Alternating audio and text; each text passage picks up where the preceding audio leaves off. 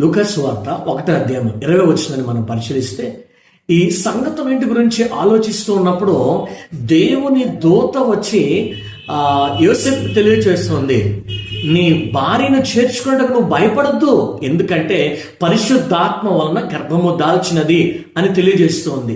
నిజముగా ఇక్కడ యోసేపును మనం పరిశీలించినట్లయితే దూత ఒక విషయాన్ని తెలియజేస్తున్నప్పుడు ఆయన శ్రద్ధ కలిగి విన్నవాడిగా, తన జీవితంలో ఆలోచించినటువంటి వాడిగా కనిపిస్తూ ఉన్నాడు.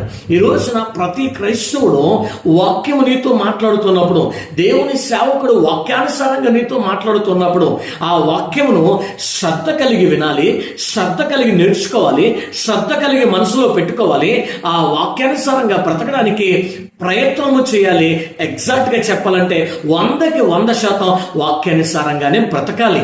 అటువంటి కృప దేవుడు మనకి దయచేసి నడిపించులాగిన నిత్యము బైబిల్ చదువుదాం, బైబిల్ని అర్థం చేసుకుందాం, ఆ వాక్యానుసారంగా బ్రతుకుదాం. అట్టి కృప దేవుడు ఇచ్చును గాక. ఆమేన్.